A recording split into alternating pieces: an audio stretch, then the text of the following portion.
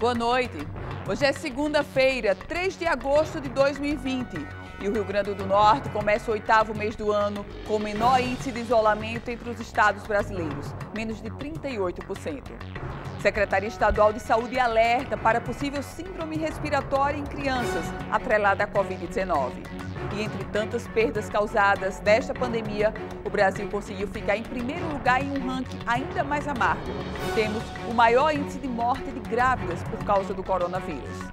E você vai ver também, agências do INSS se adaptam durante o isolamento e estão recebendo documentação para atualização dos beneficiários no formato drive-thru. E ainda, nós vamos falar sobre a tarifa social de água e esgoto, que beneficia menos de 1% da população da capital potiguar. Essas e outras notícias você confere a partir de agora com o Band Cidade, que está no ar.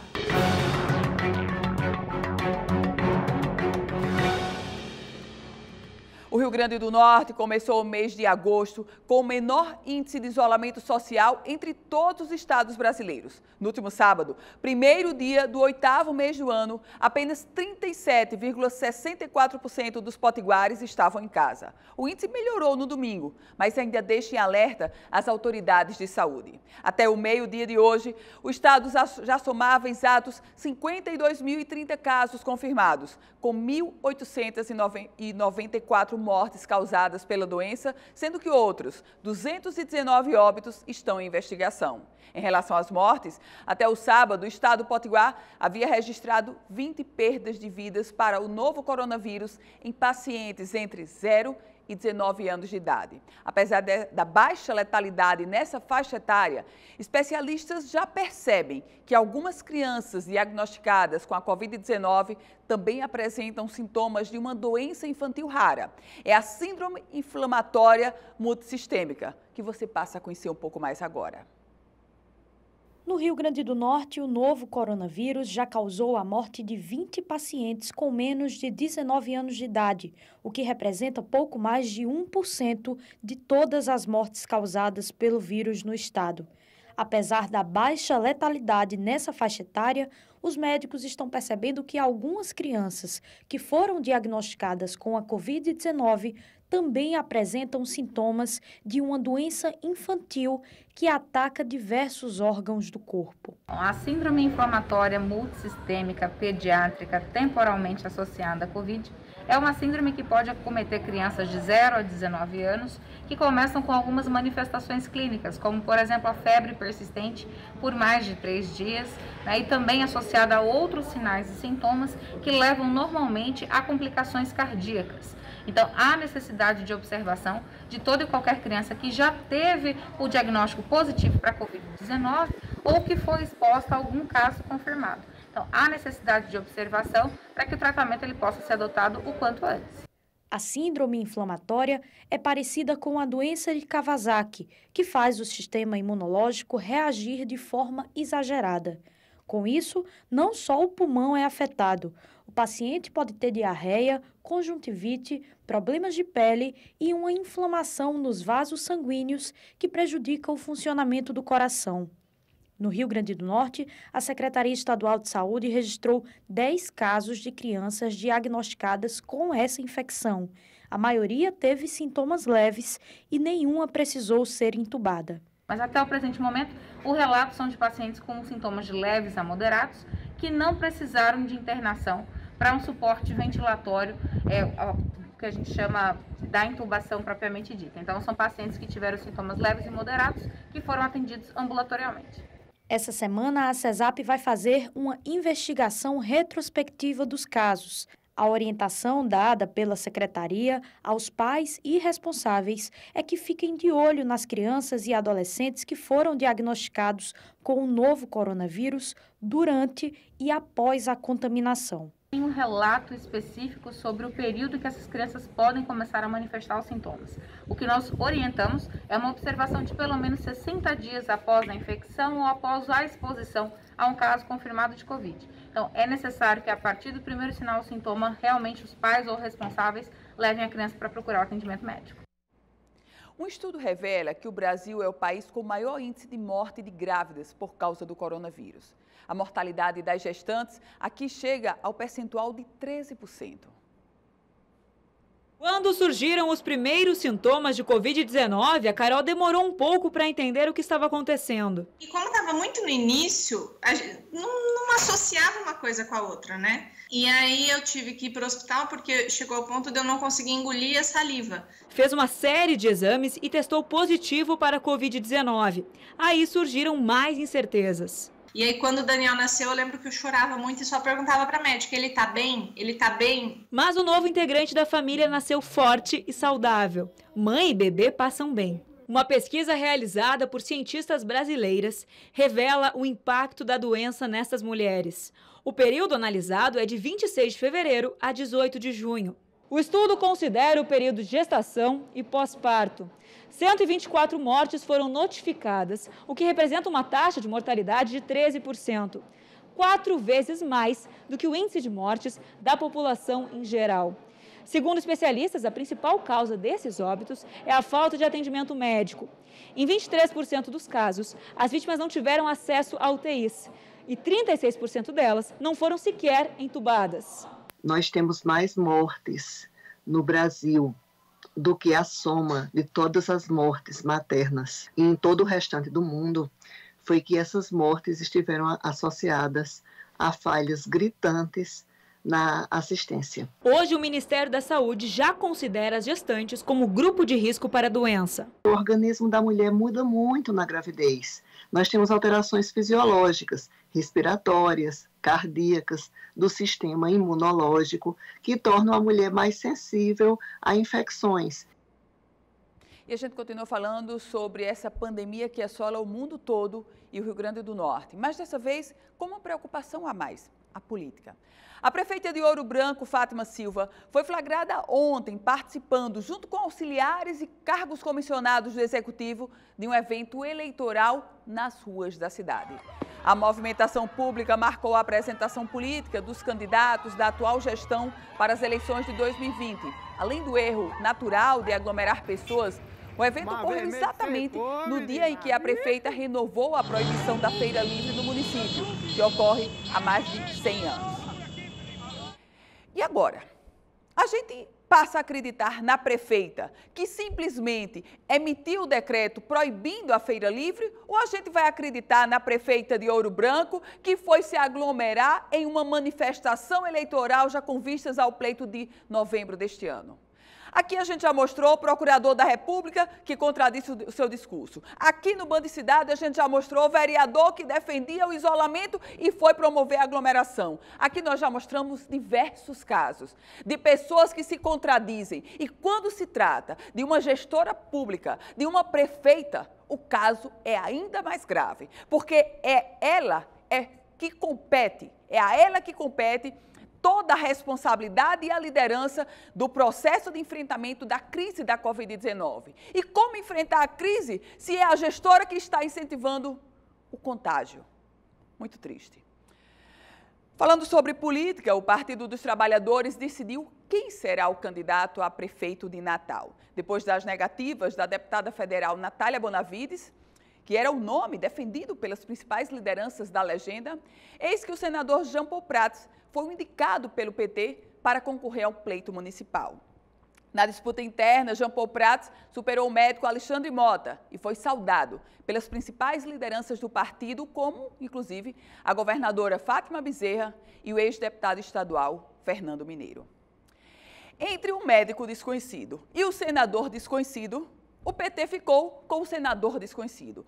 Plano A e plano B. Aparentemente, o plano A do senador Jean Paul Prats, agora pré-candidato a prefeito de Natal, é disputar a eleição. Isso é o plano A. Mas o plano B, que poderá muito se sobrepor ao plano A, é que Jean Paul está de olho na reeleição a senador da República e enfrenta um problema seríssimo. É desconhecido. E para ser desconhecido, o que é que ele vai buscar? Ser candidato a prefeito de Natal para se tornar conhecido, buscando, vislumbrando a situação de 2022. Chega na condição de pré-candidato ungido pelo PT, mas para se viabilizar como um nome forte, não basta apenas a unção do Partido dos Trabalhadores. E nós vamos agora a Brasília conferir as notícias do dia no Congresso Nacional. Quem traz as informações para a gente é Fernanda Martinelli. Muito boa noite para você, Fernanda. Olá, Ana Ruth, boa noite a você e a todos que acompanham o Band Cidade. O Ministério da Cidadania divulgou o calendário de pagamentos do auxílio emergencial para os novos aprovados e pessoas que tiveram o pagamento reavaliado. O total de beneficiários chega a 1.150.000 pessoas. O novo calendário abrange quem fez o procedimento de contestação por meio da plataforma digital entre os dias 24 de abril e 19 de julho e tenha sido considerado elegível, e também beneficiários que tenham recebido a primeira parcela em abril e tiveram o pagamento reavaliado no mês de julho, decorrente às atualizações feitas pelo governo federal. Para esses dois grupos, os pagamentos serão feitos inicialmente na conta poupança digital da Caixa, que poderá ser usada apenas para o pagamento de contas e de boletos e para a realização de compras por meio do cartão de débito virtual ou QR Code. Saques e transferências serão liberados em uma segunda data. Vale lembrar que foram detectados fraudes nos cadastros e, por isso, muitos beneficiários tiveram que fazer atualização cadastral nas agências da Caixa Econômica. Já no Congresso Nacional, a Comissão Mista Temporária da Reforma Tributária retomou as suas atividades na última sexta-feira. Após mais de 4 meses de suspensão provocada pela pandemia da Covid-19, o presidente da comissão, o senador Roberto Rocha, do PSTB do Maranhão, reiniciou os trabalhos, comunicando que o ministro da Economia, Paulo Guedes, será ouvido na próxima quarta-feira, às 10 da manhã. As reuniões estão sendo feitas remotamente, por videoconferência, entre os deputados federais e senadores que compõem a comissão. Para Roberto Rocha, a reforma tributária é uma ferramenta indispensável para que o país volte ao caminho do desenvolvimento econômico e da geração de emprego e renda, especialmente depois dos efeitos negativos causados pela pandemia da Covid-19.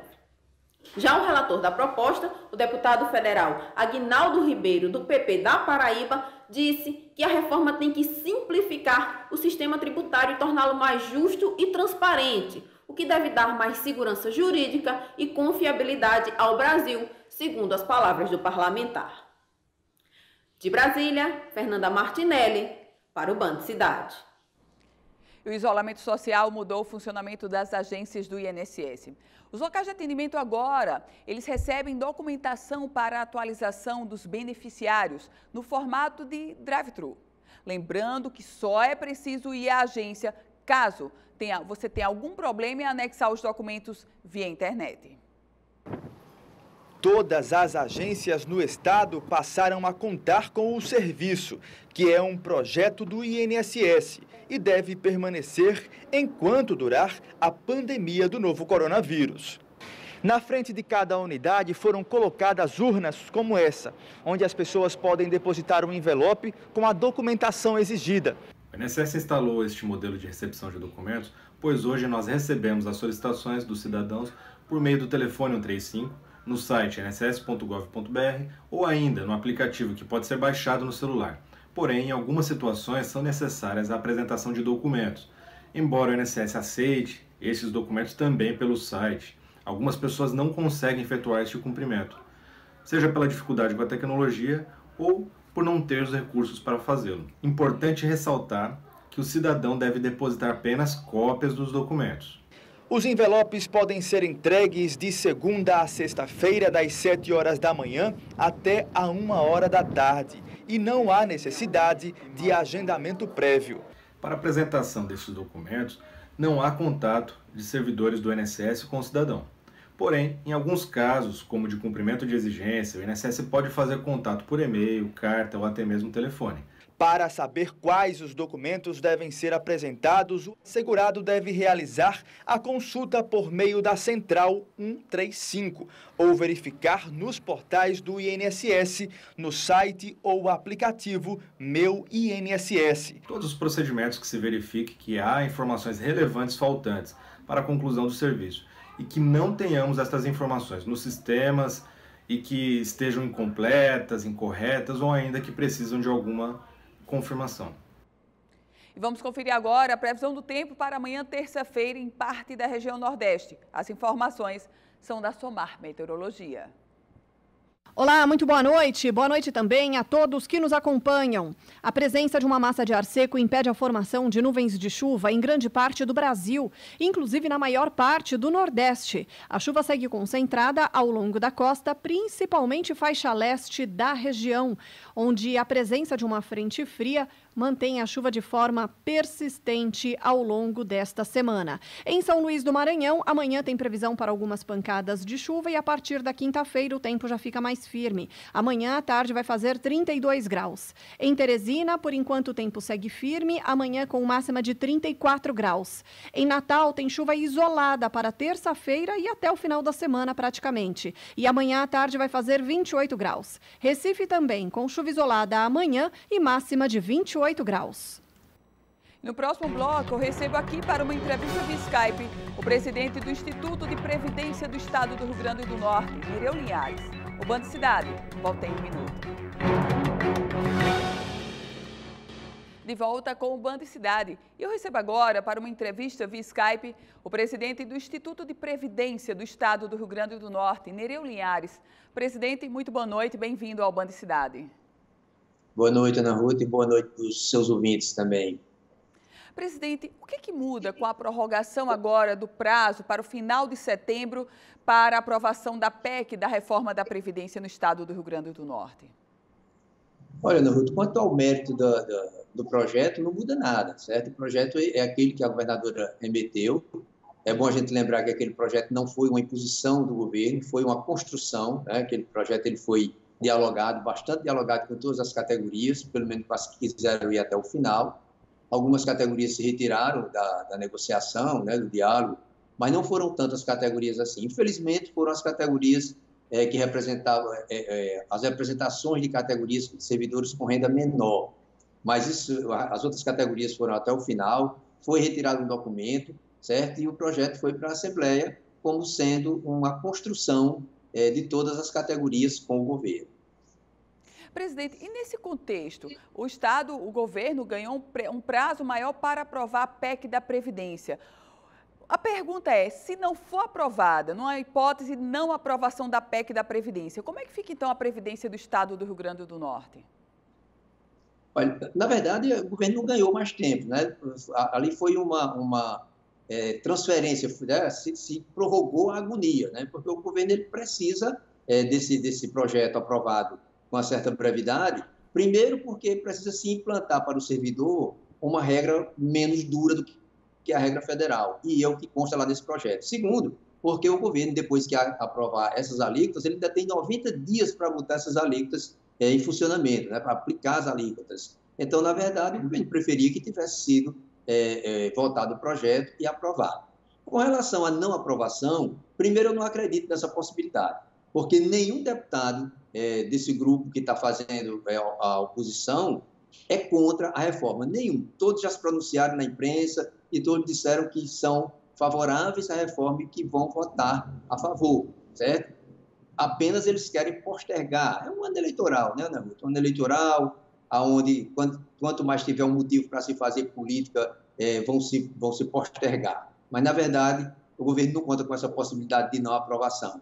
Caso isso venha a acontecer, né, que não haja aprovação ou que o prazo seja extrapolado, então pode ser muito complicado, pode ser muito danoso para o Estado, porque poderá haver a suspensão do certificado de regularidade previdenciária, certo? E isso sem falar que o governo vai ser obrigado a mandar uma alíquota de 14%, que é a alíquota mínima que está prevista na lei federal, certo? E isso seria extremamente danoso para o servidor.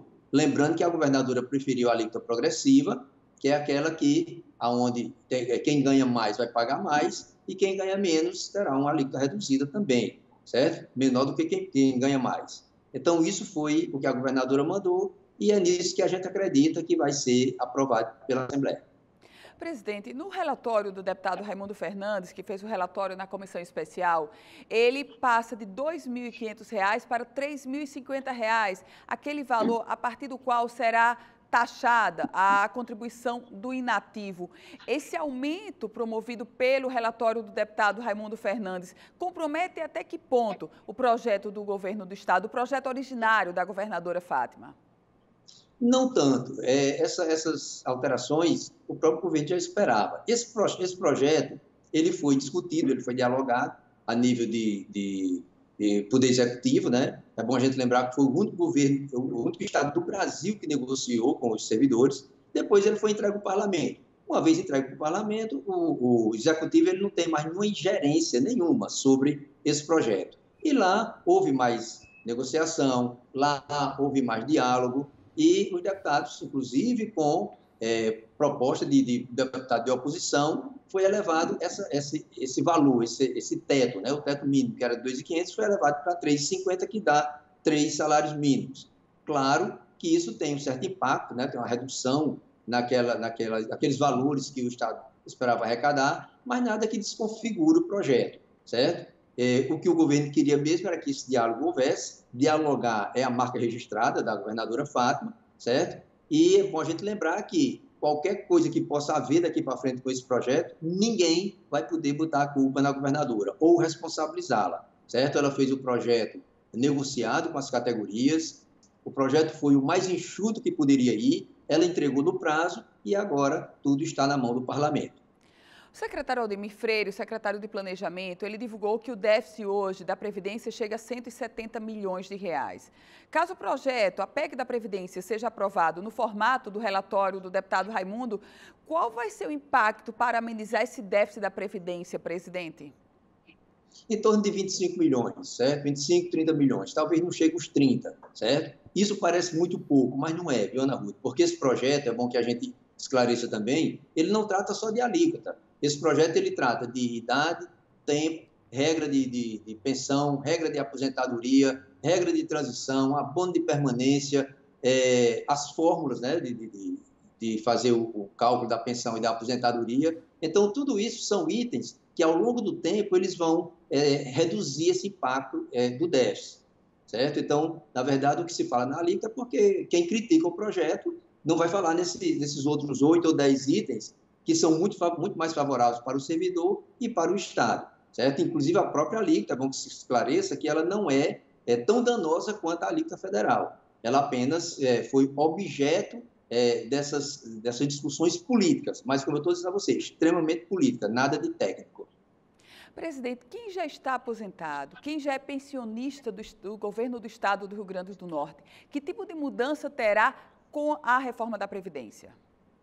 O servidor que já é aposentado ou que já é pensionista, esse servidor ele não vai sofrer absolutamente nada, nenhuma interferência com relação à questão dos cálculos ou com relação à questão do projeto em si, né? Esse projeto ele preservou o direito adquirido, ou seja, mesmo aquele servidor que ainda não está aposentado, mas que já completou os requisitos na vigência da norma anterior, ele vai continuar com o direito de se aposentar pela regra anterior. No meu caso, por exemplo, o meu caso é exatamente esse. Eu já completei o tempo e certamente não serei atingido pela nova estrutura da reforma.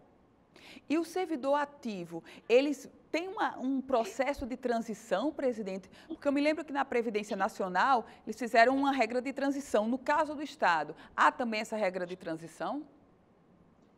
E essa regra de transição na proposta do Estado, ela é muito mais branda. Para você ter uma noção, existem 2 regras de transição para aquele servidor que ainda está trabalhando e não completou. Falta pouco tempo ou pouco tempo na idade para que ele complete. Então, esse servidor ele pode se aposentar por uma regra de transição que a gente chama de pontuação, que é aquele fator 85-95 que tem na emenda 47, ou seja, homem somar 95 pontos entre a idade e o tempo e mulher 85.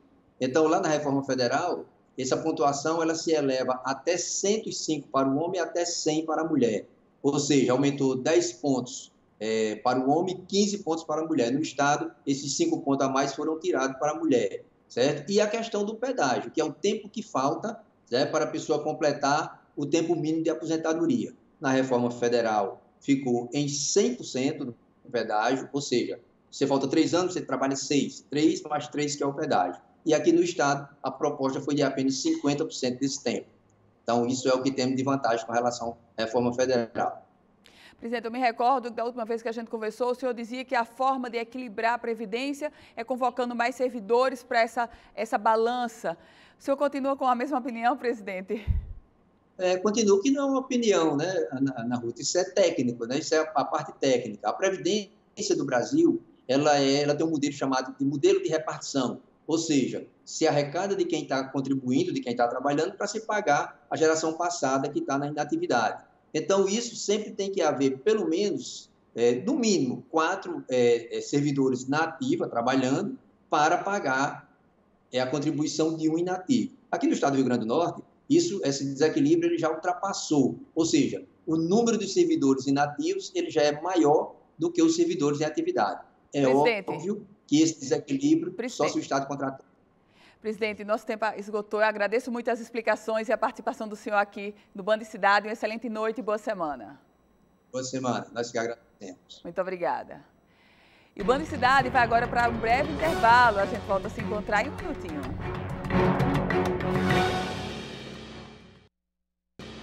Você já ouviu falar em tarifa social de água e esgoto? Pois ela existe. E foi criada para favorecer a população mais necessitada das cidades. Aqui em Natal, um estudo apontou que ela beneficia menos de 1% da população da capital potiguar. Menos de 1% da população de Natal tem acesso à tarifa social de água e esgoto. O benefício é concedido a famílias de baixa renda para reduzir os custos pagos do serviço fornecido pela CAERN. Na casa de dona Sueleide, são 5 pessoas. Ela já chegou a pagar só de água e esgoto R$ 130 em um único mês.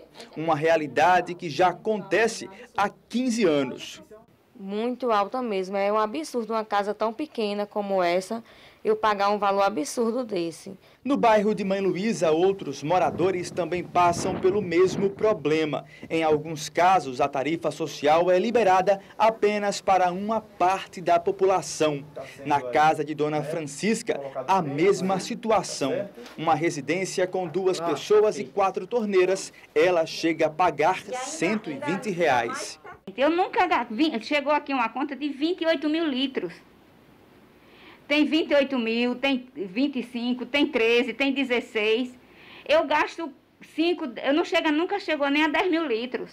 As 2 moradoras se encaixam nos requisitos para se beneficiarem da tarifa social, mas até agora a solicitação não foi autorizada pela CAERN. De acordo com um levantamento feito pelo Instituto Cidades, apenas 0,6% da população de Natal, ou seja, menos de 9 mil residências, tiveram uma tarifa social concedida. A CAERN criou critérios de faz de conta, que as pessoas não conseguem ter acesso à tarifa social e à tarifa popular. E isso gera uma bola de neve econômica que sufoca as famílias de Natal e do Rio Grande do Norte, com água e esgoto, que é um direito humano. O estudo mostra ainda que esse desequilíbrio no valor das tarifas também pode gerar outros problemas, como o aumento na inadimplência e a interrupção dos serviços. A partir do momento que elas não conseguem arcar com esse custo, isso vai virando uma bola de neve, a inadimplência aumentando, a CAERN vem e corta essa água, mas claro que eles não vão poder deixar de ter acesso à água, vão fazer o gato e vão jogar o esgoto na rua, que vão chegar ao mar. Por isso que a nossa costa litorânea, inclusive, é 97% imprópria para banho.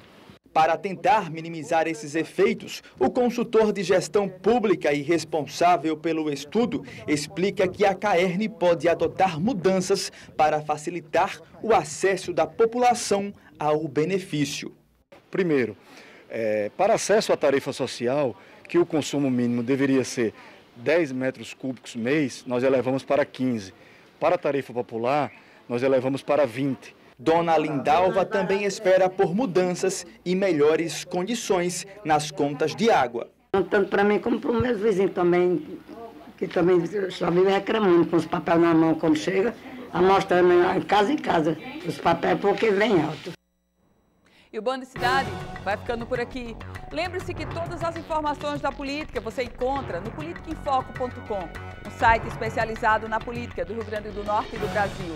Sua companhia agora é o Jornal da Band. Nosso próximo encontro amanhã nesse mesmo horário. Excelente semana para você e uma boa noite.